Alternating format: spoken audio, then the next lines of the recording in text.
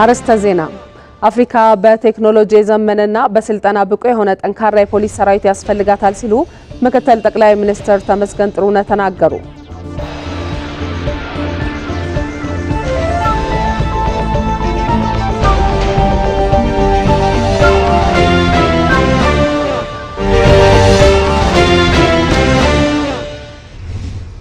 ስፖርትና አምራችነትን ለማስተሳሰር ያለመው ሶስተኛው የኢትዮጵያ ታምርት የ10 ኪሎ ሜትር ሩጫ ተካሄደ።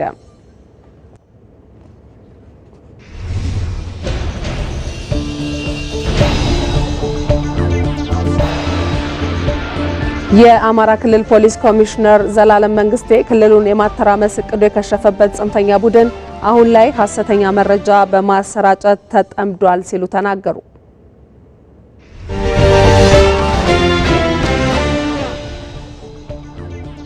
ከውጭ በጋዛ የተኩስ አቁም ስምምነት ላይ የተወሰነ መሻሻል ማየቷን ኳታር አስታወቀች። የሚሉት የሰዓቱ አበይት ጉዳዮቻችን ናቸው። ሰላም እንደምን አምሽታችኋል የተከበራችሁ ተመልካቾቻችን። ከኢትዮጵያ ቴሌቪዥን የእሁድ ምሽት የ2 ሰዓት ዜናችንን አርዕስቶቹን በማስቀደም ጀምረናል። ከዜናዎቹ ጋር መሐሌት ታደለ ነኝ። አብራችሁን ሁኑ።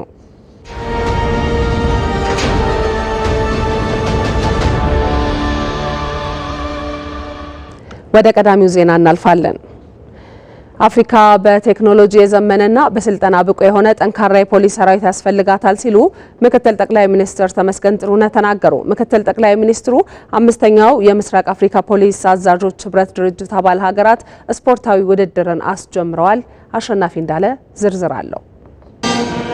መረጃን በመለዋወጥ ድንበር ተሻጋሪ ወንጀሎችን በጋራ መከላከልና በቀጠናው የሚገኙ የፖሊስ ተቋማት ትብብርና ወንድማማችነትን ማጠናከርን ዓላማ ያደረገው 5ኛው የምስራቅ አፍሪካ ፖሊስ አዛዦች ህብረት ድርጅት አባል ሀገራት ስፖርታዊ ውድድር መካሄድ ጀምሯል። 116ኛው የኢትዮጵያ ፖሊስ ምስረታ በዓል ቀንን በማስመልከት በተዘጋጀው በዚህ ውድድር ኢትዮጵያን ጨምሮ 7 የምስራቅ አፍሪካ ሀገራት በ6 የስፖርት አይነቶች የሚሳተፉበት ሲሆን ምክትል ጠቅላይ ሚኒስትር ተመስገን ጥሩነህ በይፋ አስጀምረውታል።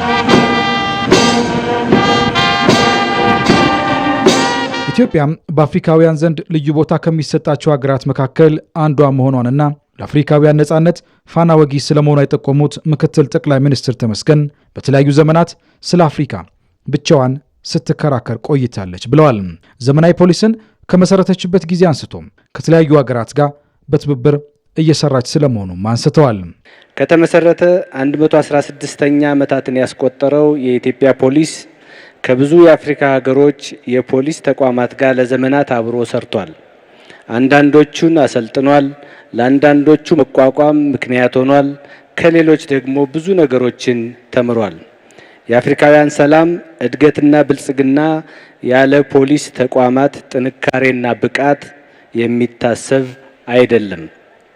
በቁጥሩ የተመጣጠነ በስልጠና ብቁ የሆነ በቴክኖሎጂ የዘመነ ከአዳዲስ የዓለም ሁኔታዎች ጋር አብሮ የሚጓዝ የፖሊስ ተቋም አሁን ላለችው አፍሪካ የግድ ያስፈልጋታል። ኢትዮጵያ የጸጥታ ተቋማትን ማጠናከር ላይ በትኩረት እየሰራች መሆኑን የተናገሩት ምክትል ጠቅላይ ሚኒስትሩ ይህም ውጤት እያስገኘ መሆኑን ተናግረዋል።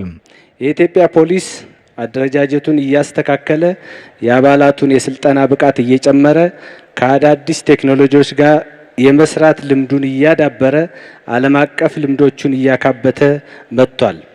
ባለፉት 7 ዓመታት ያደረግነው የጸጥታ ተቋማት ሪፎርም ደግሞ ፖሊስን ይበልጥ ዘመናዊ፣ ይበልጥ ዝግጁ፣ ይበልጥ ደረጃውን የጠበቀ፣ ይበልጥ ግዳጅ ፈጻሚ እያደረገው መጥቷል። የተሻለ ፖሊስ የመገንባት ውጥን እውን እንዲሆን አፍሪካውያን ትብብርን ማጠናከር እንደሚያስፈልጋቸው ማሳስበዋል። ህጋዊ የሆኑ የሸቀጦች የካፒታልና የሰዎች ዝውውር ለማሳለጥ እየረቀቁ የመጡ ልዩ ልዩ ወንጀሎችን ለመከላከልና መሰረተ ልማቶች ደህንነት ለማረጋገጥ አፍሪካውያን አፍሪካን በሚመጥን ደረጃ ተባብረን መስራት ይገባናል።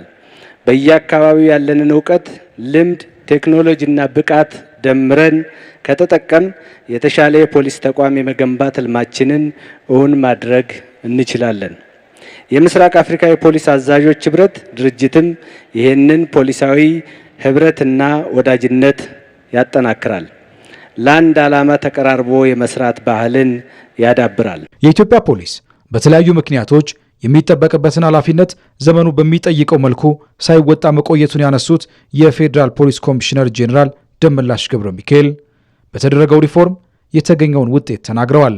ሀገራችን የተደረገውን ሪፎርም ተከትሎ መንግስት በሰጠው ትኩረት መሰረት ባለፉት 7 ዓመታት በተሰሩ ስራዎች በሰው ሀብት ልማት፣ በቴክኖሎጂ፣ በአቅም ግንባታ፣ በሎጂስቲክ፣ በምርመራ፣ በወንጀል መከላከል፣ በግንኙነት በአጠቃላይ በተቋሙ በተደረገው ሁለንተናዊ ሪፎርም ትልቅ ውጤት ተመዝግቧል።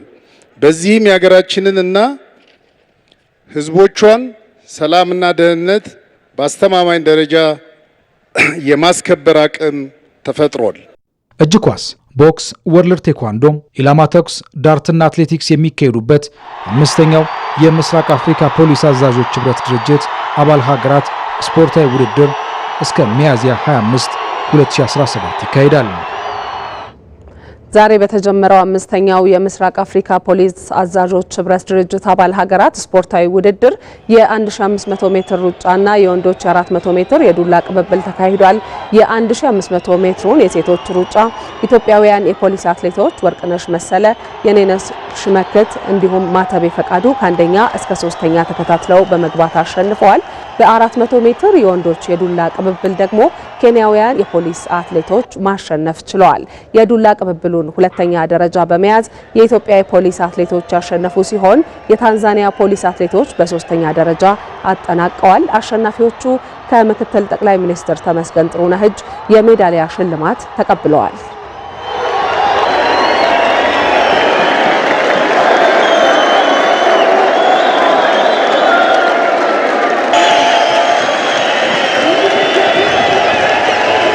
የክብር እንግዳችን እጅ በመቀበል ላይ ይገኛሉ።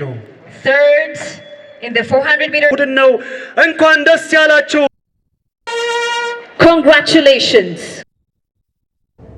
5ኛው የምስራቅ አፍሪካ ፖሊስ አዛዦች ህብረት ድርጅት አባል ሀገራት ስፖርታዊ ውድድር አጀማመር ምን ይመስል ነበር የሚለውን ደግሞ ከተከታዩ ተንቀሳቃሽ ምስል እንመልከት።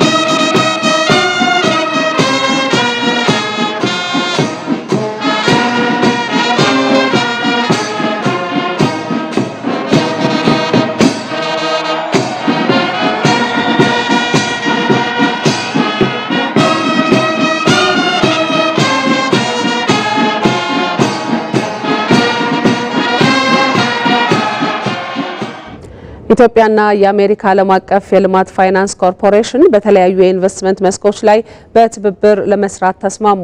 በገንዘብ ሚኒስትር አህመድ ሽዴ የሚመራው የኢትዮጵያ ልዑካን ቡድን ከ2025ቱ የዓለም ባንክና IMF የጸደይ ስብሰባ ጎን ለጎን ከአሜሪካ የዓለም አቀፍ ልማት ፋይናንስ ኮርፖሬሽን ተጠባባቂ ዋና ስራ አስፈጻሚ ዴቭ ጃጋዴሳን ጋር ተወያይቷል። በውይይቱ ከቅርብ ጊዜ ወዲህ ኢትዮጵያ የተለያዩ ሴክተሮችን ለዓለም አቀፍ ባለሀብቶች መክፈቷን ጨምሮ እያደረገች ያለችውን ሀገር በቀል የኢኮኖሚ ማሻሻያ እንዲሁም የግሉ ዘርፍ ኢንቨስትመንትን ለማሳደግ እየተወሰዱ ስላሉ እርምጃዎች ተነጋግረዋል። የአሜሪካ የዓለም አቀፍ ልማት ፋይናንስ ኮርፖሬሽን በአሁኑ ጊዜ የኢንቨስትመንት የትኩረት አቅጣጫዎች በሆኑት የአይሲቲ፣ የማዕድን መሰረተ ልማትና ግብርና የኢንቨስትመንት አማራጮች በኢትዮጵያ ለመስራት ፍላጎት እንዳለው ስራ አስፈጻሚው ጠቁመዋል።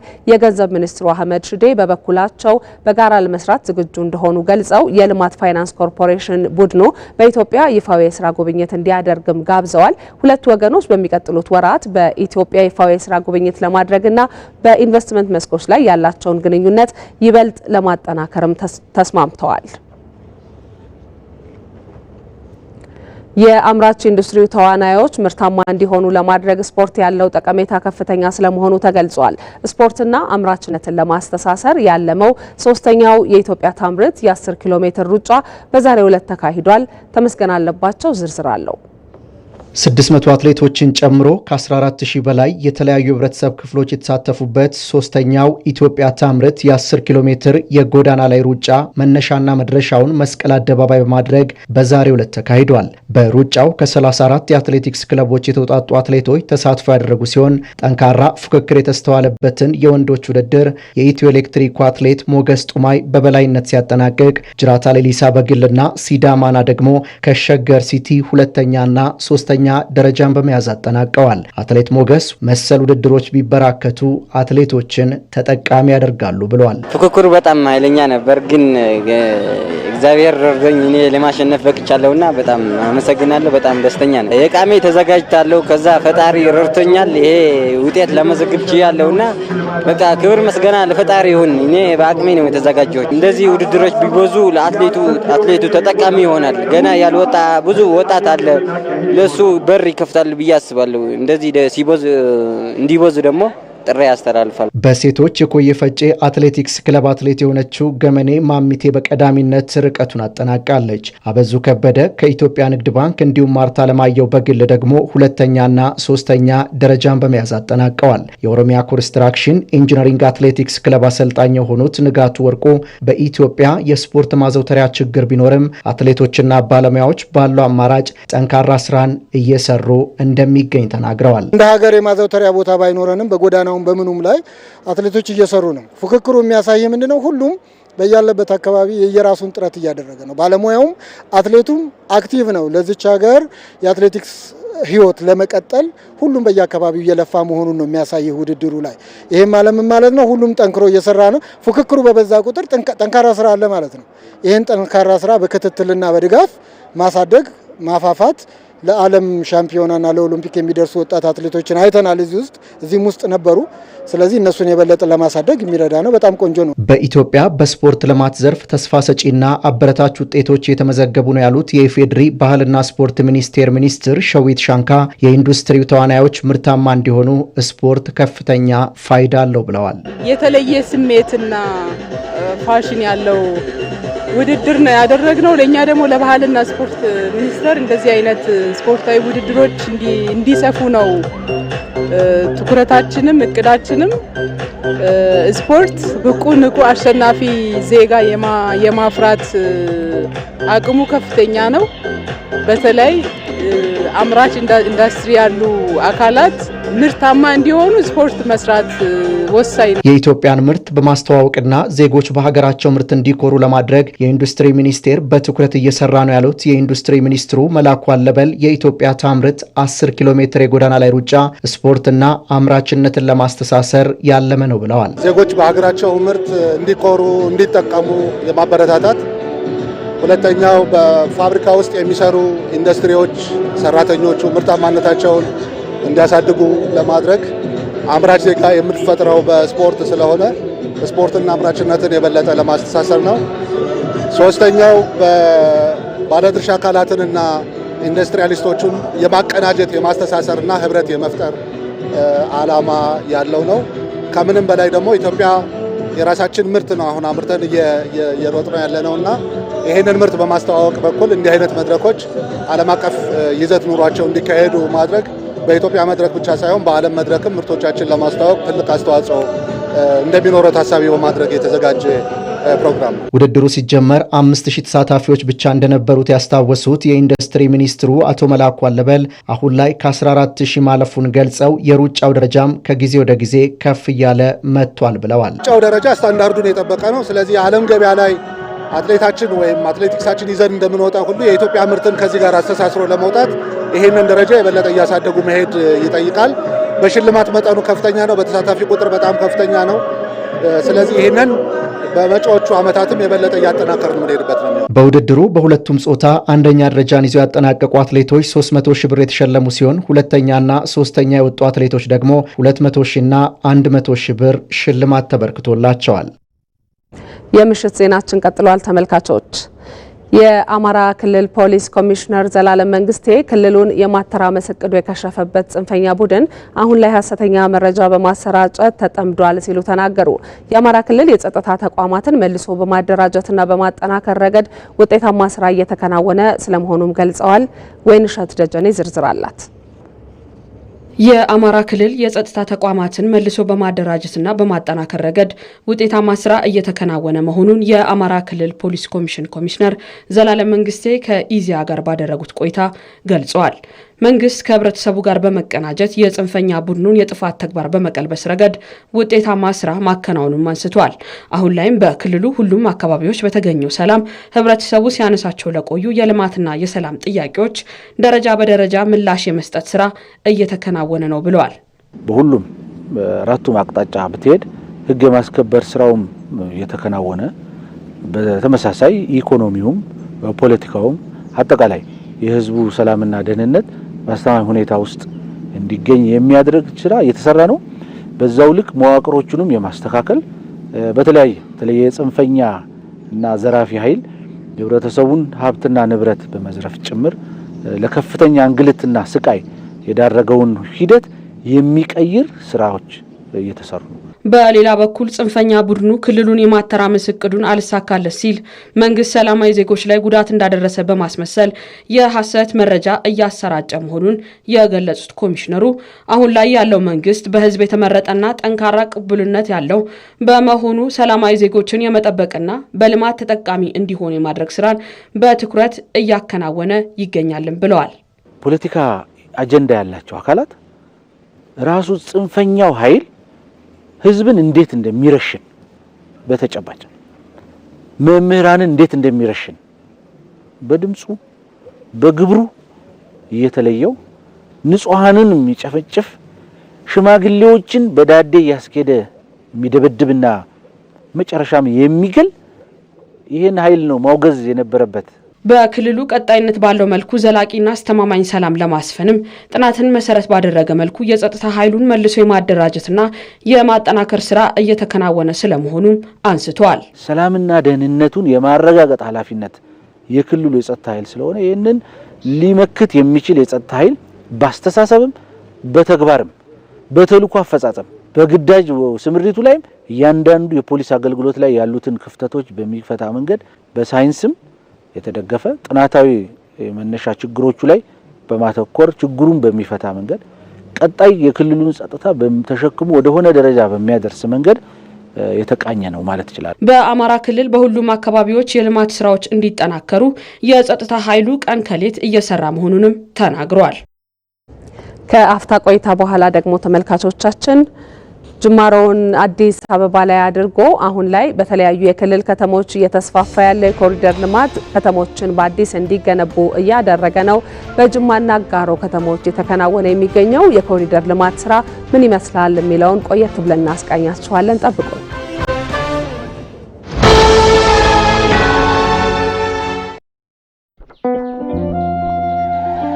በፍቅር የተሰጠ የህይወት መንገድ በተግባር ያየነው ታላቅነት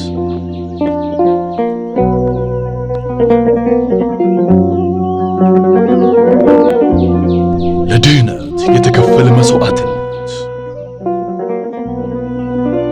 ለዘላለም የሚኖር ቃል ኪዳን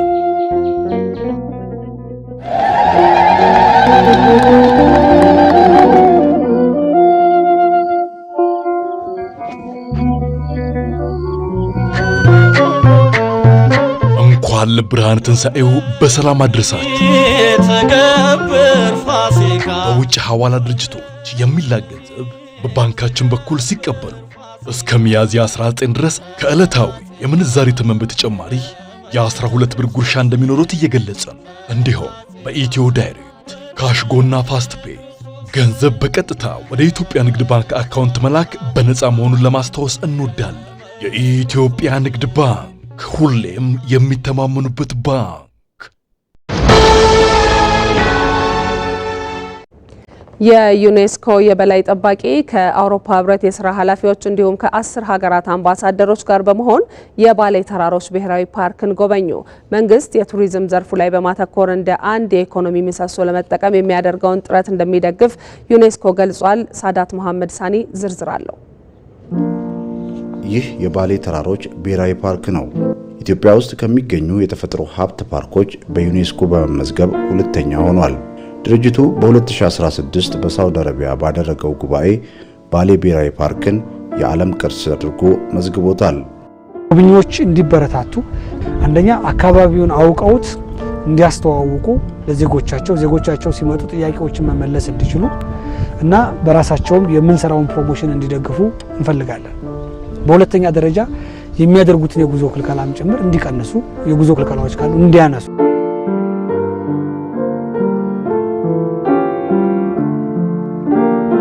አሁን የምንገኘው በ4377 ሜትር ከፍታ ላይ ሲሆን ይህ ቱሉ ዲምቱ በኢትዮጵያ ሁለተኛው ተራራ ነው። ይህ ተራራ እንግዲህ በባሌ ብሔራዊ ተራሮች የሚገኝ ሲሆን በፓርኩ እንግዲህ 310 አዕዋፋት ይገኛሉ። ከነዚህ አዕዋፋት መካከል 6ቱ በዚህ ፓርክ ብቻ የሚገኙ ናቸው። ከ10 በላይ ሀገራት አምባሳደሮች እንዲሁም የአውሮፓ ህብረት የተሳተፉበት ጉብኝት በባሌ ብሔራዊ ፓርክ ተካሂዷል። በቱሪዝም ሚኒስቴርና በዩኔስኮ አስተባባሪነት የተዘጋጀው ጉብኝት ዓላማ የቱሪዝም ዘርፉን ማስተዋወቅ እንዲሁም የውጭ ሀገራት ስለ ኢትዮጵያ ያላቸውን ግንዛቤ የተሻለ እንዲሁም በማሰብ ነው። የቱሪዝም ዘርፉ ከለውጡ ወዲህ ትኩረት ከተሰጣቸው እንዲሁም ለሀገሪቱ ኢኮኖሚ መሰረት ይሆናሉ ከተባሉ ዘርፎች አንዱ ነው። በአፍሪካ ህብረት የዩኔስኮ ተወካይ ዶክተር ሪታ ቢሱናታ ተቋማቸው በዚህ ረገድ ለተፈጥሮ ሀብቶች እውቅና ከመስጠት ባሻገር በተለያየ መልኩ ድጋፍ እንደሚያደርግ ጠቁመዋል። ይህ ቦታ መላው ዓለም መጥቶ ማየት የሚገባው ስፍራ ነው። እንደ ዩኔስኮ በቅርስነት የመዘገባቸውን መደገፍ፣ በመላው ዓለም እንዲታወቁ ማድረግም የኛ ድርሻ ነው። ጁሊያ ፓቲካን የሮማኒያ አምባሳደር በኢትዮጵያ እንዲሁም በአፍሪካ ህብረት ተወካይ ናቸው።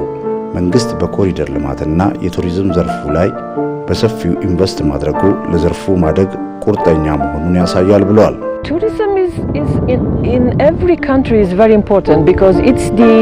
ቱሪዝም ለእያንዳንዱ ሀገር ወሳኝ ነው። መጀመሪያ ነገር ሰዎች ወደ ሀገራቸው የሚመጡት ስለ ባህላቸው፣ ስለ ታሪካቸው እንዲሁም ስለ ተፈጥሮ ሀብቶቻቸው ሊመለከቱ ሊያውቁ ነው የሚመጡት። ምክንያቱም እነዚህ ነገሮች በየሀገራቱ ስለሚለያዩ። ስለዚህ በቱሪዝም ላይ ኢንቨስት ማድረግ ትክክል ነው። በተለይም በመላው ሀገሪቱ የማይታወቁ ትልቅ ኢንቨስትመንቶች አሉ። ይህም የሚበረታታ ተግባር ነው።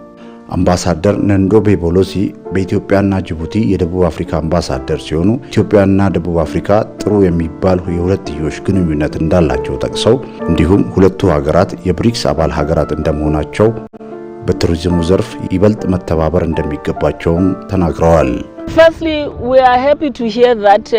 በመጀመሪያ ነገር ይህ ቦታ በዩኔስኮ በመመዝገቡ እጅግ በጣም ደስ ብሎናል። በብሪክስ አማካኝነት ያለንን ስምምነትም አለ። ከዚህ ባለፈ ሁለቱ ሀገራት ጥሩ የሁለትዮሽ ግንኙነትም አላቸው። ስለዚህ የቱሪዝሙ ሴክተር ሌላ የጥምረታችን ዘርፍ ይሆናል።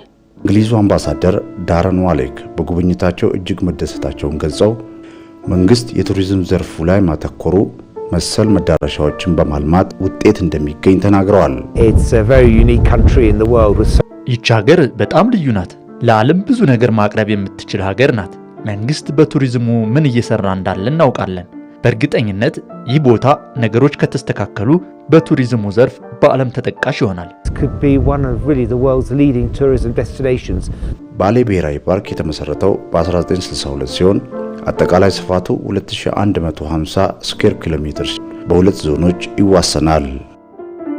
ከኢትዮጵያ ቴሌቪዥን የእሁድ ምሽት ዜናችንን እየተከታተላችሁ ትገኛላችሁ ተመልካቾቻችን። ቀደም ሲል ጠብቁን ወዳልኳችሁ ዘገባ ነው የምንሻገረው። ጅማሮን አዲስ አበባ ላይ አድርጎ አሁን ላይ በተለያዩ የክልል ከተሞች እየተስፋፋ ያለው የኮሪደር ልማት ከተሞች በአዲስ እንዲገነቡ እያደረገ ይገኛል። ሪፖርተራችን ራሄል አብደላ የጅማ የኮሪደር ልማት ምን መልክ አለው የሚለውን እንደሚከተለው ታስቃኘናለች።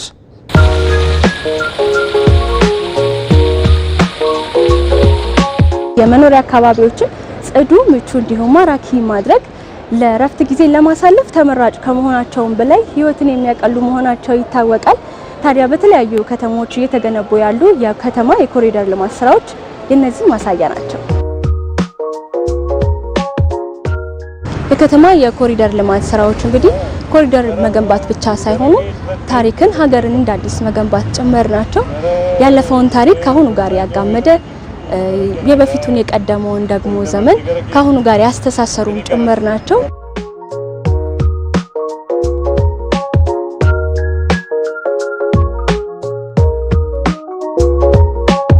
እነዚህ ፕሮጀክቶች እንግዲህ ለእይታ የሚያምሩ ከመሆናቸውም ባለፈ ሲመሽ ወክ ለማድረጊያ እንደዚህ ከኋላ እንደምትመለከቱትም ደግሞ ፎቶ ለመነሳት የአካባቢው ማህበረሰብ ይጠቀምበታል።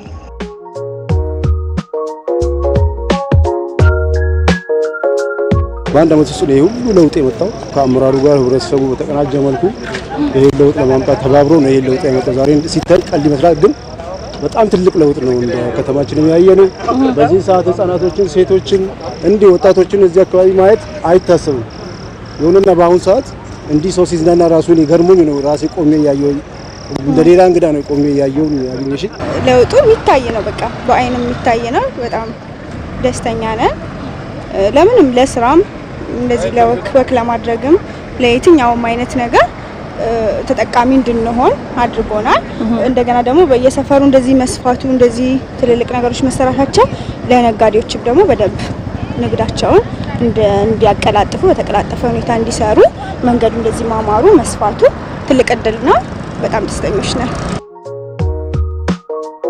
እነዚህ ፕሮጀክቶች የከተማዋን ገጽታ እንደዚህ ባለ መንገድ ከመቀየራቸውም ባለፈ 9000 ለሚበልጡ ወጣቶች የስራ እድልን የፈጠረ 1.6 ቢሊዮን ብር በላይ ወጪ ተደርጎ የተገነባ ፕሮጀክት ነው። ከዚህም ባለፈ እንግዲህ በከተማዋ 24ቱንም ሰዓት 7ቱንም ቀናት የመስራት ባህልን እንዲዳብር ያደረገም ጭምር ነው ማለት ነው። በጣም ያምራል፣ እጅግ ውብ ነው። እንግዲህ ያው ልጆቹም ይመቻቸዋል ለመጫወት ለመሯሯጥ ምናምን። በተለይ መንገዱ ከመሸ በቃ አቻም የለውም። እነዚህን ትልልቅ ፕሮጀክቶች እንግዲህ የራስ አድርጎ መጠበቅ መንከባከብ የእያንዳንዳችን ኃላፊነት ሊሆን ይገባል እላለሁ። ከጅማ ወደ አጋሮ ደግሞ እናቀናለን። በአጋሮ ከተማ እየተከናወነ የሚገኘው የኮሪደር ልማት ጥንታዊቷን ከተማ ማራኪ ገጽታ አላብሷታል። የከተማዋ ነዋሪዎች በኮሪደር ልማቱ ምክንያት መደበኛ ሕይወታቸው እንዳይናጋ ደግሞ የከተማ አስተዳደሩ የተለያዩ አማራጮችን መውሰዱን ተናግሯል። ተመስገን ንብረት ያዘጋጀውን ዘገባ እንከታተል።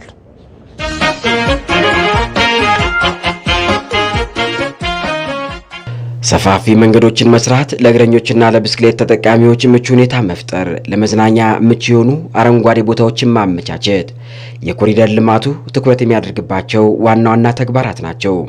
በመዲናችን አዲስ አበባ የተጀመረው ይህ የኮሪደር ልማት ተሞክሮም አሁን ላይ አድማሱን አስፍቷል። በበርካታ የሀገራችን ከተሞችም እየተተገበረ ይገኛል። ጥንታዊቷ አጋሮ ከተማም የዚሁ ልማት ተቋዳሽ ሆናለች።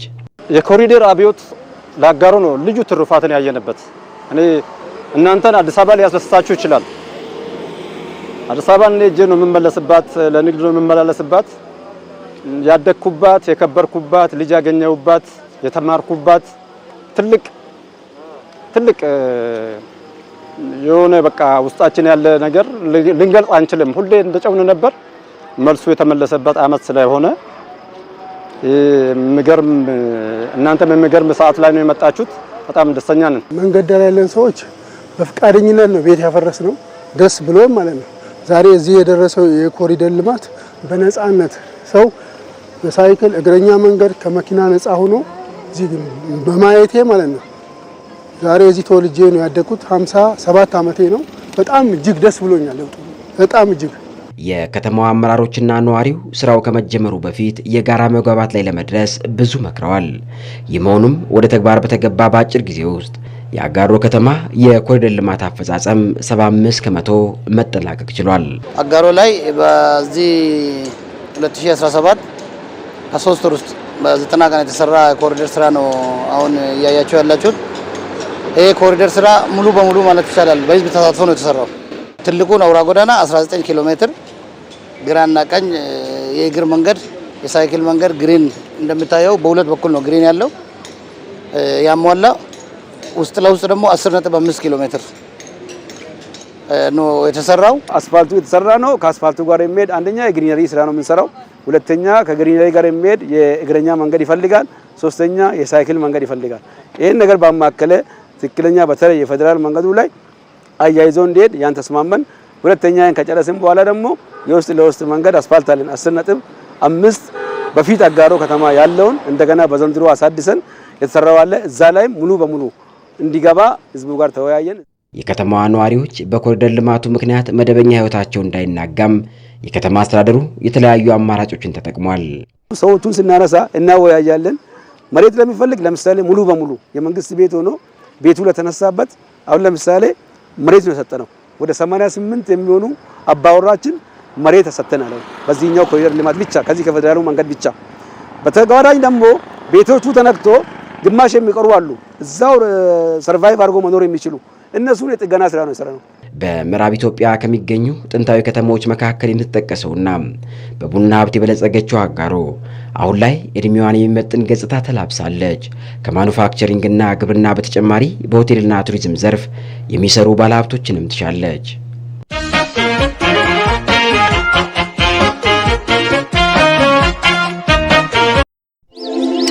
የነገው የአዲስ ቀን መሰናዶ ለሀገረ መንግስት ግንባታ የሰላማዊ የፖለቲካ ትግል ሚናን በሰፊው ይመለከታል።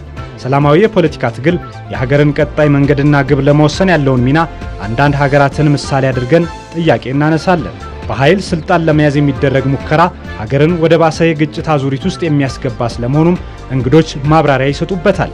ግጭት ብዝሃ ሀሳብን የሚያሳይ ሳይሆን ብዝሃ የኢኮኖሚ ዋልታን የሚሰባብር ስለመሆኑ ከቀደመ መጥፎ ታሪካችን አጣቅሰን በሀገር ጉዳይ እንመለከታለን። ግጭቶች የሀገር ውስጥና የውጭ ኢንቨስትመንቶችን የሚጎዱና የውጭ ጠላቶች ብሔራዊ ጥቅምን ለመጉዳት በር ድረስ የሚስብ ስለመሆኑም የሀገር ጉዳይ ያነሳል። አዲስ ቀን የሀገር ጉዳይ እንግዶችን ጋብዞ ማብራሪያ እንዲሰጥበት ያደርጋል። አዲስ ቀን የዜና መሰናዶ ይህንን የሀገር ጉዳይና ሌሎች ጥንቅሮችን ይዞ ነገ ከጠዋቱ 1 ሰዓት እስከ 3 ሰዓት ከነጻነት ፍቅሩና ከአብዮት ይግዛው ጋር ይጠብቃችኋል። አዲስ ቀን። በደቡብ ምዕራብ ኢትዮጵያ ክልል እየተከናወኑ የሚገኙ የሰላምና የልማት ስራዎችን አጠናክሮ ለማስቀጠል የተቀናጀ ጥረት እንደሚደረግ የክልሉ ርዕሰ መስተዳድር ነጋሽ ዋጌሾ ገለጹ። የክልሉ የ9 ወራት የስራ አፈጻጸም በቦንጋ ከተማ ተገምግሟል። ሰለሞን ባረና ተከታትሎታል። በደቡብ ምዕራብ ኢትዮጵያ ክልል ባለፉት 9 ወራት በመንግስትና በፓርቲ መዋቅሮች የተከናወኑ ተግባራት አፈጻጸም ግምገማ በቦንጋ ከተማ ተካሂዷል። በመድረኩ ባለፉት 9 ወራት የተረጋጋ ፖለቲካና አስተዳደራዊ ሁኔታዎችን ለመፍጠር በታቀደው ስራ ውጤት መመዝገቡ ተመልክቷል። ይህን ተከትሎ ህዝቡ ለሚያነሳቸው የልማት ጥያቄዎች ምላሽ የሚሰጥበት አውድ መፈጠሩን ነው የክልሉ ርዕሰ መስተዳድር ዶክተር ኢንጂነር ነጋሽ ዋጌሾ የገለጹት። የህዝብ ጥያቄዎች የሚቀርቡበት አውድ፣ የመልካም አስተዳደር ጉዳዮች የሚፈቱበት አውድ ያሰናዳንበት፣ ወደ ህዝብ ቀርበን ከህዝብ ጋር በልማቱም በመልካም አስተዳደሩም ያሉት ጉዳዮችን በአካል ማየት የቻልንበት፣ በዛም የግብርና ስራውን፣ የትምህርት ስራውን፣ የጤና ስራውን፣ የመንገድ የድልድይ ስራዎችን አብረን የደገፍንበት፣ የጸጥታ ስራዎችን አብረን የደገፍንበት፣ የተረጋጋ የፖለቲካ አካባቢ መፍጠር ተችሏል። በክልሉ የተገኘው አንጻራዊ ሰላም በከተማና በገጠር እየተከናወኑ ለሚገኙ ዘርፈ ብዙ ስራዎች ምቹ ሁኔታን ፈጥሯል። የክልሉ ጸጥታ መዋቅር ከፌደራል የሀገር መከላከያ ሰራዊት ጋር በጋራ በመቀናጀት ከፌደራል ፖሊስ ጋር በጋራ በመቀናጀት በሰራቸው ስራዎች ውስጥ በጣም ምርታዊ የሆነ ለውጥ አይተናል። የደቡብ ሱዳን ታጣቂዎች ወደ ክልላችን የሚገቡበትን ድግግሞች ቀንሰናል። ኢቭን አንዳንድ የከብት ዝርፊያ ለማድረግ በሚደረጉ ሙከራዎች ይሄንን ማክሸፍ ችለናል። ይሄ ትልቅ ለውጥ አርብቶ አደሩ ማህበረሰብ ተረጋግቶ እንዲሰራ ከፍል አርብቶ አደሩም ደግሞ ወደ እርሻ ስራውም ጭምር አጠቃላይ ስለንቦናውን ያዞረበት በዛ ማዕቀፍ አጠቃላይ አካባቢያዊ ዞናዊ ሰላሙን እያስጠበቀ ያለበት ነው። በክልሉ ምርታማነትን ያጎለበተ የግብዓት አጠቃቀምና የማሳ ሽፋን እድገት የተመዘገበ መሆኑን የገለጹት የክልሉ ምክትል ርዕሰ መስተዳድርና የግብርና ቢሮ ኃላፊ አቶ ማስረሻ በላቸው ናቸው። በተለይ እኛ በግብርናው በእርሻው ዘርፍ በአዝርዕትና በሆርቲካልቸር በአዝርዕት ዘርፍ ከ19.8 ሚሊዮን ኩንታል በላይ ምርት በክልላችን ባለፉት 9 ወር ውስጥ ተመርቷል። በሆርቲካልቸር ደግሞ ወደ 33.5 ሚሊዮን ኩንታል በላይ ምርት ተገኝቷል። እንግዲህ ይሄ ምርት የምግብ ራሳችንን ከመቻል ባሻገር ለገበያም ወጥቶ የቤተሰብ ገቢንን በመጨመር ከፍተኛ ፋይዳ እያበረከተ ስለዚህ ከግባችን አኳያ እዛው ሳለ 3-4 ግቦችን የሚያሳካበት ሁኔታ ነው ያለው ማለት ነው። ክልላዊ ወጪዎችን በራስ አቅም ለመሸፈን በታቀደው ተግባር ባለፉት 9 ወራት ከ6.1 ቢሊዮን ብር በላይ ገቢ ተሰብስቦ የእቅዱን 89% ለመፈጸም መቻሉም ተገልጿል። በቀሪ ጊዜያት በሚከናወኑ ተግባራት ላይም ምክክር ተደርጓል።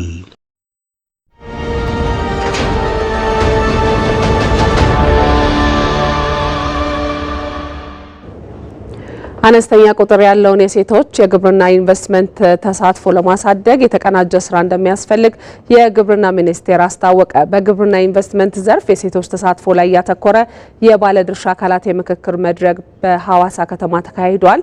በሀገር ደረጃ በግብርና ኢንቨስትመንት የተሰማሩ በርካታ ባለሀብቶች ቢኖሩም የሴቶች ተሳትፎ ዝቅተኛ መሆኑን የግብርና ሚኒስትር ዴኤታ ሶፊያ ካሳ ተናግረዋል። የግል ባለሀብቱ ወደ ግብርናው እንዲገባ እንዲያለማ ይፈልጋል። በዚህም መንግስት ለግሉ ሴክተር የተሻለ ኢንቫይሮንመንት የመፍጠር ስራ እየሰራ ነው ያለው። በሀገር ደረጃ ከ6000 በላይ በግብርና ኢንቨስትመንት የተሰማሩ ባለሀብቶች አሉ። የሴቶችን ቁጥር ስናይ ግን በእጅጉ ያነሰ ነው። ከተሰማሩት ጥቂት ቁጥር ካላቸው ሴቶች አብዛኞቹ ውጤታማ ናቸው። በፓሽን ነው የሚሰሩት። ሲሰሩ መሬት ወስደው በመሬቱ ፕራውድ ለመሆን አይደለም፣ ውጤት ለማምጣት ለትውልድ ለማስተላለፍ የስራ ዕድል ለመፍጠር ችግሩንም ስለሚያውቁት ማለት ነው። በደንብ እየኖርነው ፊል ስለምናደርገው ሴቷን ወደ ግብርና ኢንቨስትመንት ላይ ስናሰማራት በጣም የተሻለ ውጤት እያመጡ ያሉ ሴቶች አሉ። ይህንን ጅምር አጠናክረን መቀጠል አለብን። እንደ ሪፖርተራችን ሚካኤል ገዙ ዘገባ በሕዝብ ተወካዮች ምክር ቤት የግብርና ጉዳዮች ቋሚ ኮሚቴ ሰብሳቢ ሰለሞን ላሌ የተዘጋጀው መድረክ ከክልሎችና ከሚመለከታቸው አካላት ጋር በመምከር ለችግሮቹ መፍትሄ ለማምጣት እንደሚያግዝ ገልጸዋል። ይህን ተልዕኮ ግን ለማሳካት ማነቆ የሆነው ምንድን ነው የሚለውን ተወያይተን የክልሉ ኢንቨስትመንት አለ፣ የክልሉ ግብርና ቢሮ አለ፣ ሌሎችም በየዘርፉ የሚመለከታቸው ከግብርና ሚኒስቴር በርካታ አመራሮች አሉ። እናንተም ዋነኛው ተዋንያን የግብርና ኢንቨስትመንት ቀጥታ የተሰማራችሁ አላችሁ። ተወያይተን የጋራ አድርገን የየራሳችንን ወስደን ቀጥሎ መስራትና ችግሮቹን መቅረፍ ስለሚገባን የተዘጋጀ መድረክ ነው። የውጭ ዜና በጋዛ የተኩስ አቁም ስምምነት ላይ የተወሰነ መሻሻል ማየቷን ኳታር አስታወቀች። በእስራኤልና በሐማስ ጦርነት ላይ እርቅ ለማምጣት ያለመው በዶሃ በተደረገው ድርድር ላይ መጠነኛ መሻሻል እንዳለ የአደራዳሪዋ ኳታር ጠቅላይ ሚኒስትር ሼህ መሐመድ ቢን አብዱራህማን ቢን ጃሲም አልታኒ ተናግረዋል። ኳታር ከግብጽና ከአሜሪካ ጋር በመሆን በእስራኤልና በሐማስ መካከል እንደ አውሮፓውያኑ አቆጣጠር ጥር 19 2025 ላይ ተግባራዊ የተደረገ ስምምነት ማስገኘት ቢችሉም ጦርነቱን እስከ አሁን ድረስ ሙሉ በሙሉ ማስቆም አልቻሉም። የእርቁ የመጀመሪያ ምዕራፍ በመጋቢት መጀመሪያ ላይ ማብቃቱ የሚታወቅ ሲሆን ሁለቱ ወገኖች በቀጣይ የተኩስ አቁም እርምጃዎች ላይ መስማማት ግን አልቻሉም። የእስራኤሉ ሞሳድ የስለላ ድርጅት ኃላፊ ዴቪድ ባርኒያና የኳታር ጠቅላይ ሚኒስትር ዶሃ ላይ ተገናኝተው ስለ ታጋቾች ጉዳይ መወያየታቸውን የእስራኤል መገናኛ ብዙሃን ዘግበዋል። የኳታር ጠቅላይ ሚኒስትርም የሰላም ጥረቱ ጦርነቱን የሚያስቆም ታጋቾችን ነጻ የሚያወጣና ሁሉን አቀፍ ስምምነት ላይ ያተኮረ እንደሆነ መናገራቸውን ኤኤፍፒ ዘግቧል።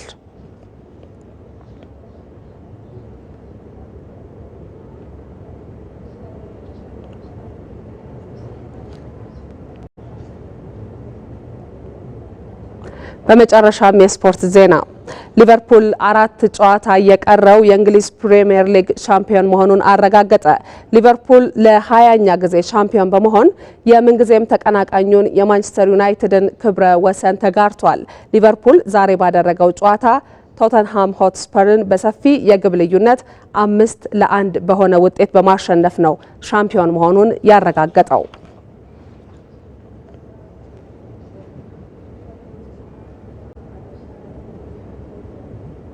ተመልካቾቻችን ለእሁድ ምሽት የያዝናቸው ዜናዎች በተከታተላችሁት መልኩ ተጠናቀዋል። ከኛ ጋር ስለነበራችሁ እናመሰግናለን። ማህሌት ታደለ ዜናዎቹን መራው። መልካም ምሽት ይሆንላችሁ።